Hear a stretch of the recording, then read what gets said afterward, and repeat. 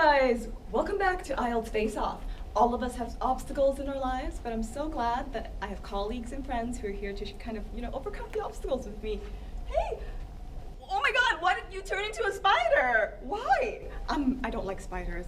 Hey, Ling, what's wrong with her as well? She turned into a snake. A lot of our fears are based in the jungle. I'm extremely afraid of spiders and snakes, but many of us, our fears are based right here in our house with things like this. Huge stacks of books and huge exams to take. But what I want to tell you is that, despite the fact that you are afraid, there's always ways to overcome those obstacles. And in this episode, we're going to find what are some of those ways with our special guest in the hot seat. Let's find out who she is.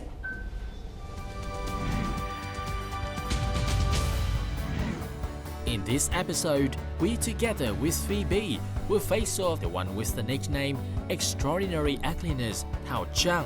From a ugly dog in Vietnam Idol, Thảo Trang has a great leap in her career journey to become a real swan in showbiz. She is gonna share her life story with you very first time on IELTS Face-Off. Coming up on IELTS On the Go, a group of cheerful youngsters will share their story of studying English with our host Thanh Vi, and of course, useful tips by our great IELTS expert from British Council will be ready for you to pick up. Yes, this is IELTS Face-Off episode 4. Ready right now. Who better to talk to us all about overcoming obstacles than a person who's been in the entertainment industry for quite a while now, and she's also herself faced many obstacles. And I'm so glad to be able to have Thảo Trang right here with me today. Hi, Phoebe. Yeah, thank you for coming. And today we're going to be talking a lot about some of the challenges that you've come across. So you've been in the industry for so long. What's the major milestone for your career? I have many milestones in my whole life. In 2007, that was the biggest milestone for my career. I joined Vietnam Idol the first season in 2007, and luckily I got through the final round, top 5. Yeah. So I guess that's brought my name into this show business. Now, in a lot of show business, especially in Vietnam, they say that, tài sắc is really important, right? Talent and beauty is really important. And obviously, I think you're extremely talented. I think you're extremely beautiful. But sometimes on the media, it doesn't say that you conform to the traditional type of beauty. What do you think about that? This reminds me of my nickname, Strange Ugly, as people call me. In 10 years of work, this nickname has brought me too many positive things. Made me stand up in public, made people recognize me better. And personally, were you ever offended by the fact that people were calling you strangely ugly? When people mention my nickname, I feel sad a little bit. But just because I only focus on my talent, is my voice. So I try to make people forget about the look and focus on my voice. But of course, I notice that the look is very important. Help the audience love myself more. Yeah. So yes, I changed myself to feel better and to make my audience love me more. In Vietnamese term, you're considered a girl who is very cá tính. Do you consider yourself to be very cá tính? I'm very cá tính. I'm cá tính with my looks, my personality. It's built up from my childhood, how I grow up. When I gone to work early, it's all of that combined has helped myself become more stronger. Does your family accept it? My family have to accept it. They have no choice. My parents didn't have much time to teach us, so we had to learn from outside. I went to work when I was very young. My whole childhood was spent at the market. And growing up, I gone to work when I was 15 years old at the factory. So I've learned more in life. So of course, anything happened in my life, and that forced me to make decision. And you've made also a very important decision that is also, to the Vietnamese culture, is quite a big and different decision, and that is the decision to be a single mom. Right. So tell us more about this. Has this created a lot of trouble for you? Before, I think that was a big problem. But for now, Vietnam is so developed, so I don't see it's a problem anymore. I don't want to be a single mom. Like, I was just like other girls, dream about a happy life, married a normal man, and then have kids. But life is not as we expected, and it just happened. And either you have to face it, deal with it, or you're gonna just sit there and cry. You are ever unsure of your decisions? Never. Never. I read something somewhere that life is all the decisions we make, we never know it's wrong or right. We're just following our heart and happy about it. So even I made the wrong decisions, but at least I have learned from that mistake and made me stronger. I love that. I think it's great. You know, a lot of the times we feel like we have to really think through a decision really, really, really strongly before we actually make it. But a lot of the times we have to make the decision and then we go with the consequences. And so, you know, when it comes to learning English, how did you learn English? I started with my father. I don't remember when did he start to study English, but he knows some. In our house, we have a whiteboard. He wrote something in it every day and forced the kids to learn. And this was my best major in class too. Until I came to Ho Chi Minh City to study at Conservatory of Music. Because of my singing class, I have to sing different languages. Back then, when I perform, I just only copy the language. I couldn't understand the meaning. After that, I want to learn the language. I want to understand what do I sing. So I applied to a few English schools and start with it. And then I got a chance to meet people. So slowly I practiced with them and it's helped my speaking. So literally, when you went out onto Vietnam Idol with those English songs, you didn't know the language? I didn't understand. That's crazy. I only know a few words in it. That's crazy. And your songs were all spot on, you know? It's as if you were, so everybody, even I had this impression that you were just this English genius, you know? It seems like we understand it all, but we didn't. I guess we're a singer, we have good ears, so we just copy like a bird. All right, so thanks a lot for this talk, for this little chat. I think we're going to move on to the next section, and it's called the IELTS Challenge section, where we are going to challenge all of our guests to some fun and amazing games. So in this section, you're going to get to see what Thảo Trang will be doing.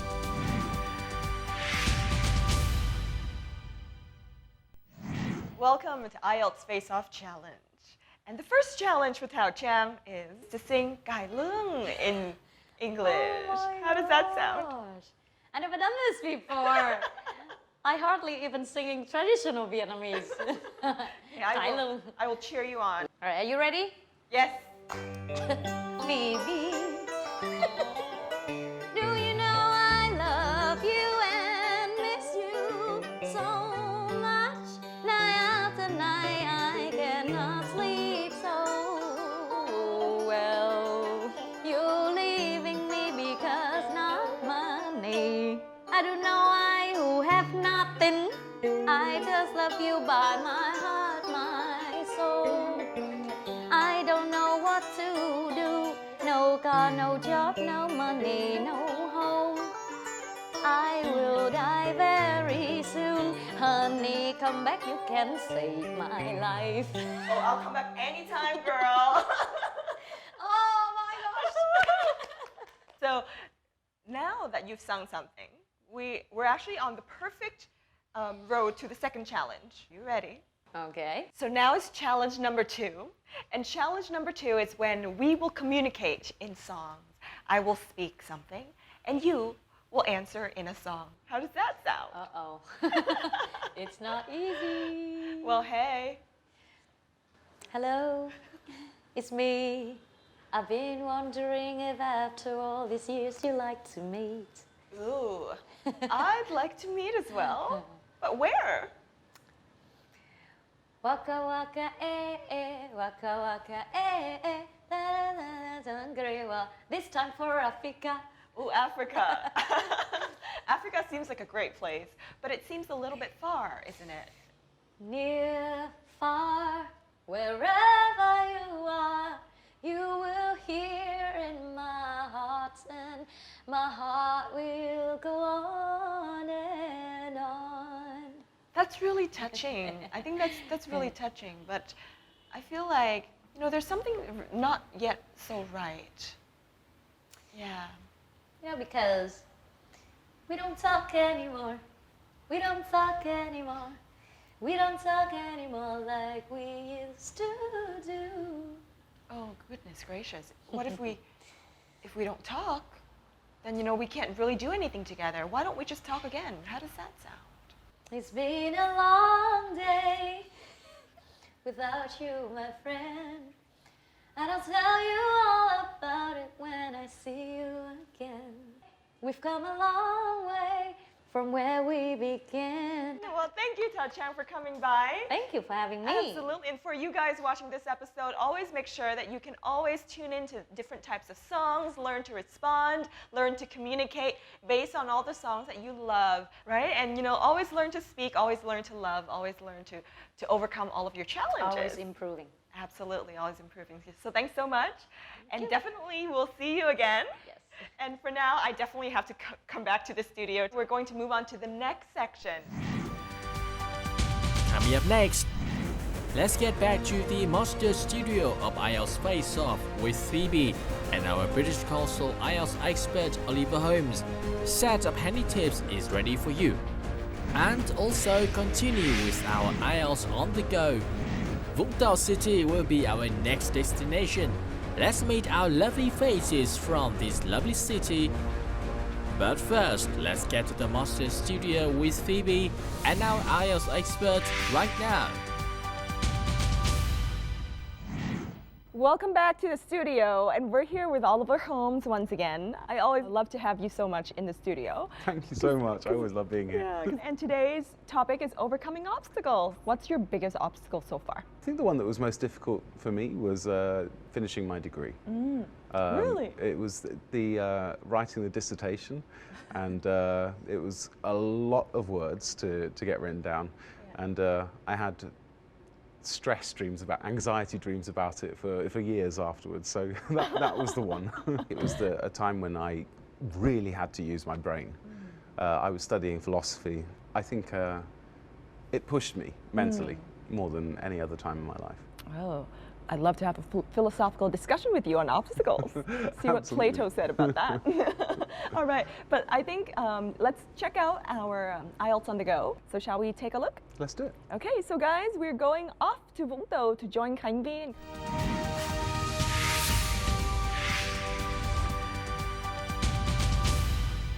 Khánh Vy, where are you? Hi, I'm currently in the front beach of Vũng Tàu City, and the weather is so cool, it's sunny, and the vibe is perfect for our talk today. And today our guests are 4 students, outstanding students, coming from Lake Widon High School for the Gifted. Would you mind introducing about yourself? My name is Thảo Trang and I'm currently in grade 10. I am a daydreamer and my hobbies are collecting Disney souvenirs. And the only one boy in this group. My name is Phạm Việt Hùng. I love food and I often go to YouTube and watching cooking tutorials and experiment them. So hello, my name is Chương. My favorite subject at school are English and history. Because you like history. Why do you like history? I realized that history often just talks about men in wars as leaders, and sociology often only addresses women in the context of kitchen and family. And I want to change that. I want to empower kids and girls like me to do the impossible. It's so inspiring, guys. Hi, I'm Legend Kingling and I'm 16 years old. I have a great passion for dancing, especially belly dancing. Wow, that's so cool. Let's talk about English in the context of your passion. So, our really dynamic girl, how English is related to your passion? I truly love the women's suffrage in the US. Yeah, I learned a lot about them and how they compete for the women's rights. And yeah, Oh, really? and only by studying English can I get the access to such a wide knowledge. So I can help my communities, the girls in here, to do the same thing, to do whatever they want. Yeah. And a lovely girl who likes collecting Disney stuff. How many stuffs of Disney have you been collecting so far? I've just started, so I think about 30. 30. 30. What are they? Like dolls or? Yeah, there are a lot of things like stuffed animals, Mickey Mouse, and the headband, Yeah. the ears, Yeah. and Winnie the Pooh bag. A lot of things. Yeah, it's cute. So you must really like Disney Channel and watch a lot of movies on there. Yeah.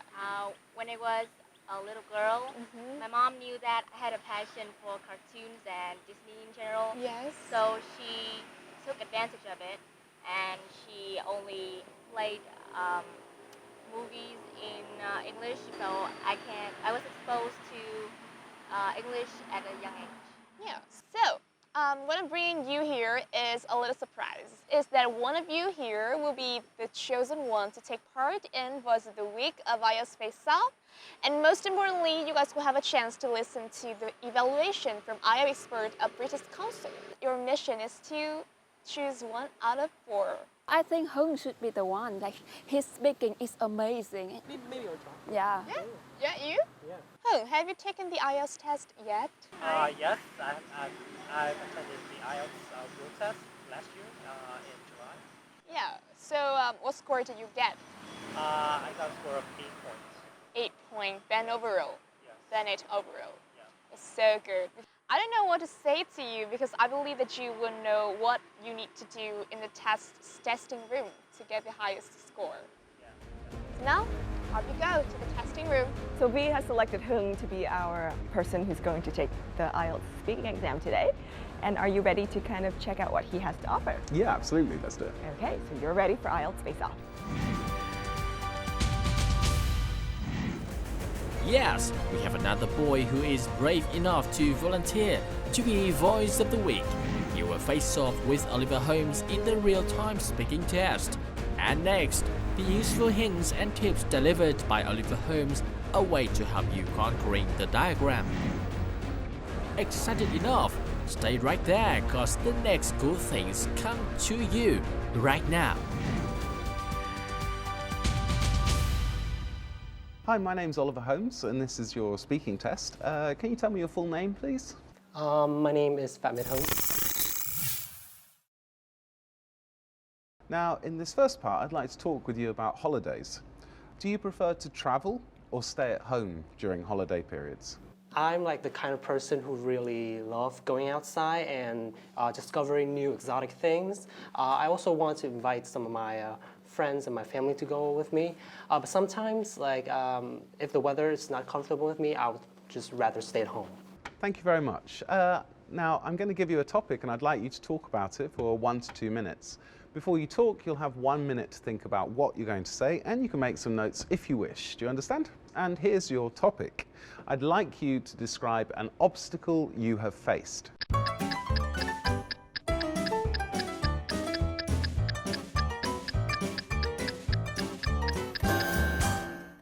So I've met a lot of obstacles in my life, it's something obvious, but I remembered my first time participating in a debate contest organized by Youth Up Project.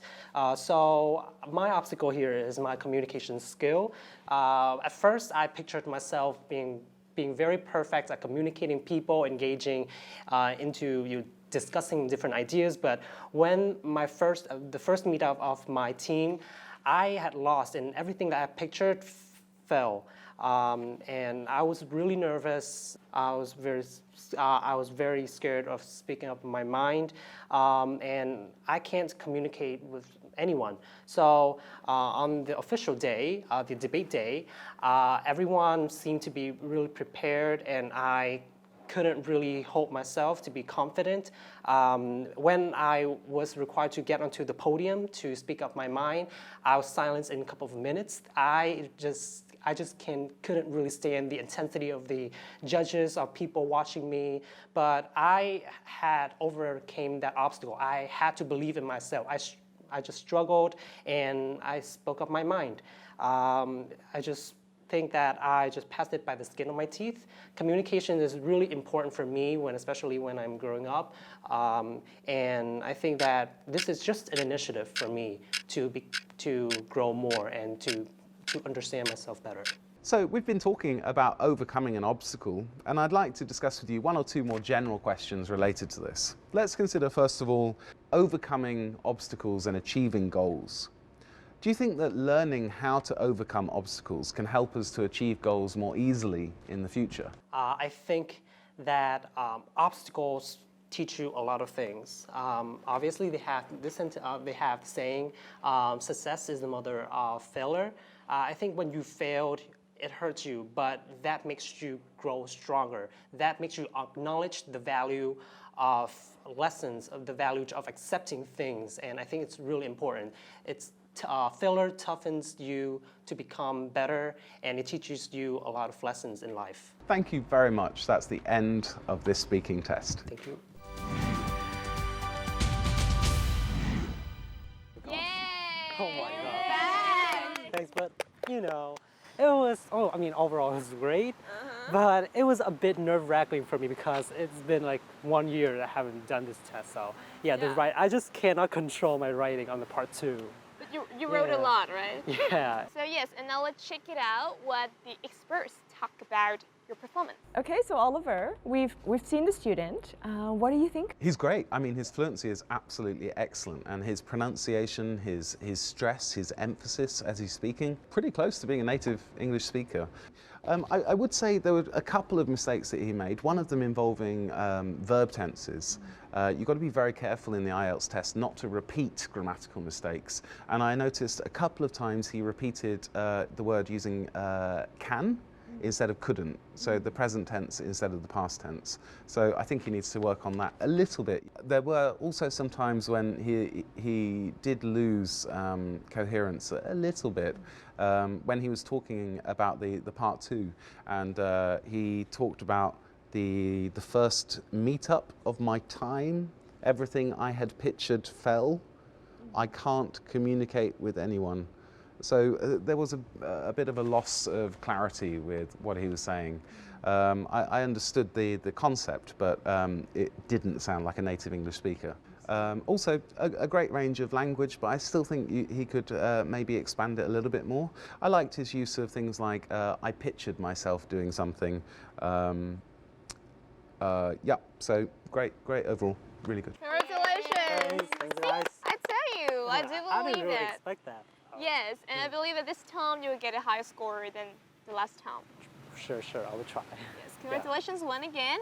And I do hope that the three of you will keep trying, learning English, and you definitely will have a chance to get high scores in IELTS exam in specific and in English in general. Yes. Love to see you guys. Yeah, so similarly, I think it's really great for us to move on to the next section because we're going to be talking about diagrams. Right? And just as a fisherman needs to kind of look at the map to navigate their seas and open waters, everybody needs to be able to navigate a diagram. So guys, in the next tips section, you're going to find out what are some of the ways that you can actually read a diagram well. All right, so stay tuned. We're going to talk to Oliver right after this clip.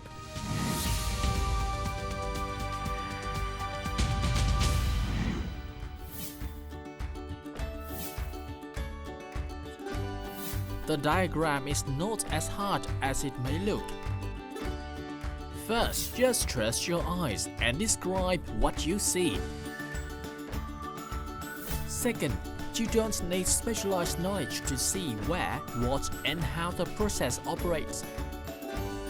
To cut a long story short, no matter how complex a diagram may look, there's always something you can understand.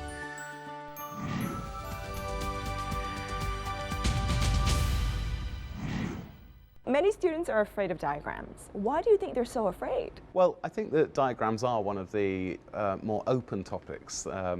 If you're describing data, for example, in a task 1 data question where you have a pie chart or a table, the language is quite limited for that.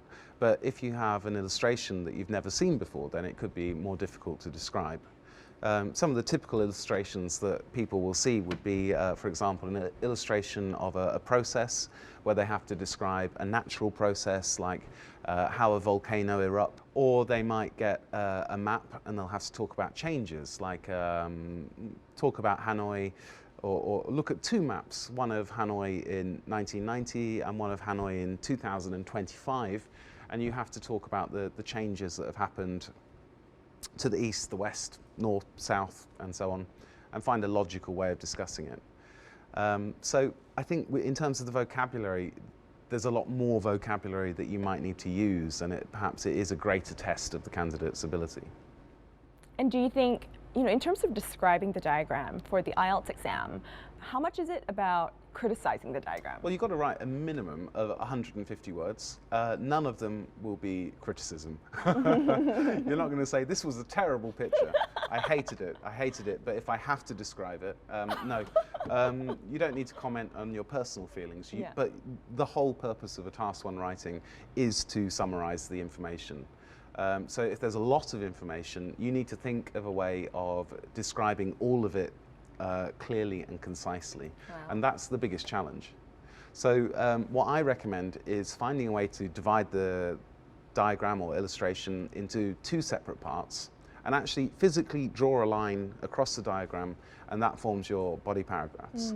The second thing I do is then actually number the sentences that I'm going to write. And I usually recommend that they do them in a very logical way, going from left to right or right to left, and following the same pattern for both paragraphs. So if you've got a map, for example, you might have a huge amount of information to describe. So you have to choose the sentences, and you have to choose which data sets you're going to connect together. You can't describe every miniature detail. You have to link portions of data together. Okay, so thank you so much for coming, Oliver. I think just to end off the session today, if there's one vocabulary or one idiom that you think people should know when it comes to talking about obstacles, talking about overcoming challenges, what will that be? Apart from try, and try again. That's too boring idiom. One of the interesting ones, I can't remember the name of the king, but there was a saying, for the sake of a nail, the horse was lost. For the sake of the horse, the battle was lost. For the sake of the battle, the war was lost. And that is really talking about the looking at everything you're doing, and even the tiny details of what you're doing, and being prepared for things happening in the future. Even if the things that you're doing, they don't happen the way you expect, but you've got to be the sort of person who's prepared for those challenges in life. Love that. Very lyrical. Love it. Thanks a lot, Oliver. Thank you. Yeah, guys, I hope that you came away with some information, and definitely that's quite a long idiom that Oliver just mentioned, but I think you'll be able to find it again on our online platforms, so make sure you check them out so that you can have a very systematic approach to documenting all of the information available on the show. Until next time, I'll see you again very soon. Challenges, in my opinion, are always the driver of growth. And in order for us all to have personal growth, to really achieve success in our lives, we should definitely always encounter challenges and overcome them.